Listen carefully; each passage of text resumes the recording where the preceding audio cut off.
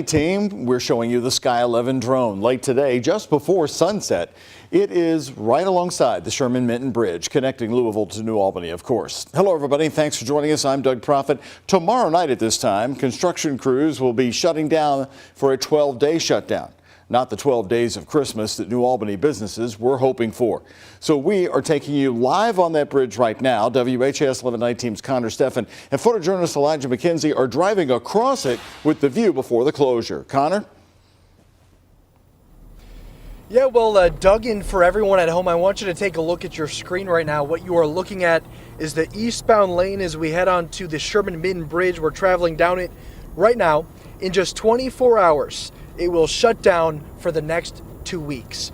Now, for drivers in traveling from Louisville to New Albany, they'll also see some delays on the westbound side. That will go down to just one lane only for the next few weeks. And beyond traffic, I think we should really talk about for a second the local shop owners on the other side of this bridge. Right now, during the holiday season, banking on some consumer spending, these delays have them feeling much more defeated. Well, traffic flows freely through downtown New Albany, full of Christmas lights. We've had to adjust, no doubt about that. The brick and mortar stores lining the streets probably the slowest they've ever been. Face a roadblock to attracting foot traffic. I will say we have noticed a drop in traffic since the bridge has been reduced down. New Albany small business owner Dan Hardesty is talking about this.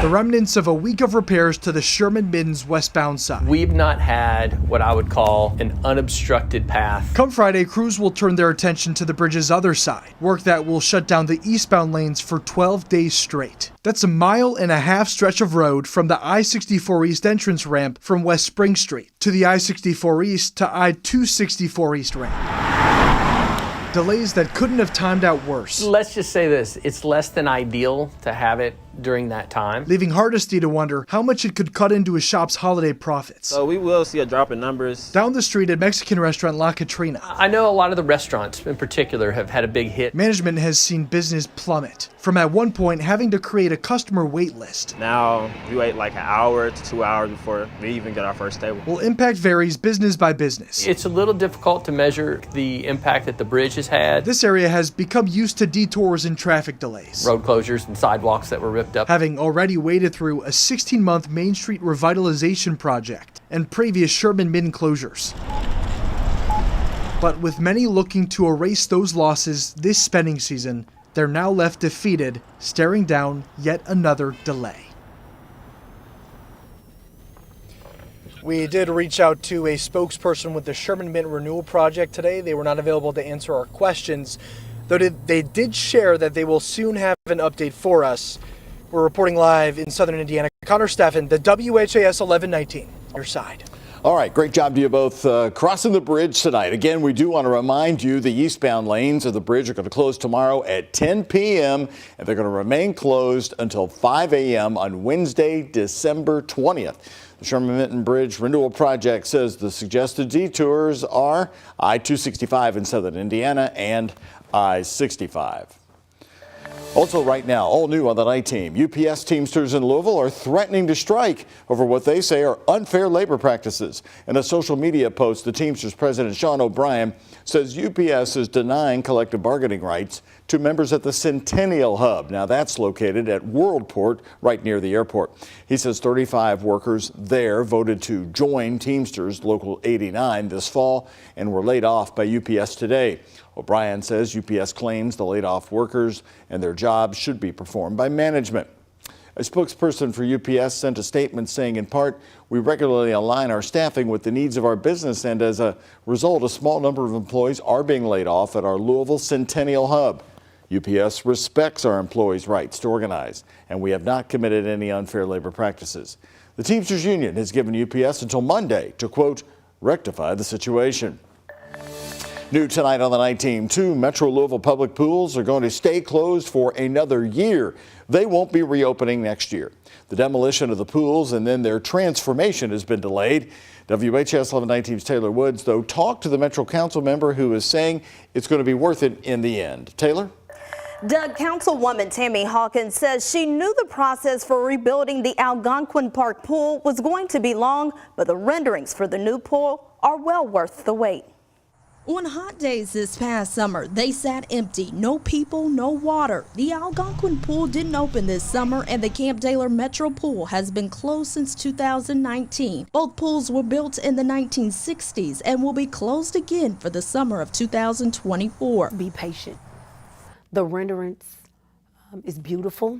Everything that I asked for is going to be a part of it. Councilmember Tammy Hawkins has faith and is urging patience. The renovations of the pools are going to be major. In August, public meetings were held for input about $9 million worth of investments in Algonquin and the Camp Taylor pool. Hawkins says the outcome of the renderings are worth the wait. Everything that the community wanted to see in that pool actually was put in the renderings alongside of a space for programming. In a statement, Katie Huffman, spokesperson for Louisville Parks and Recreation, said we are finalizing design concepts based on the feedback we've received from those stakeholders, and we look forward to revealing those design concepts soon. Demolition for both pools is expected to begin next year, then the reopening in 2025. District 1 constituents will have a community space that they can use not only in the summer but winter as well. I'm definitely not going to have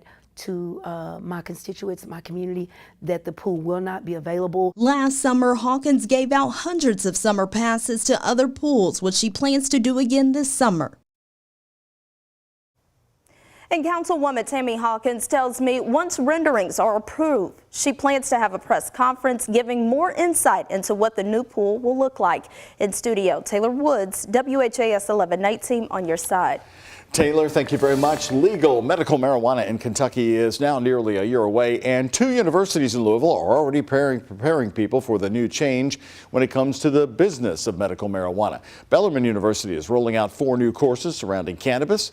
Each online course begins with Cannabis 101, then moves on to one of 4 specializations: business, agriculture, compliance, and healthcare. Hope it's going to be super popular up front. We can get individuals who are just interested, who are kind of out on their own right now, and then we can start partnering with our healthcare systems, with some of our larger companies in the city and different things like that. The courses are offered through a partnership with a corporate cannabis educator called Green Flower. Industry experts instruct the classes on a week-by-week basis over the 6-month certification process.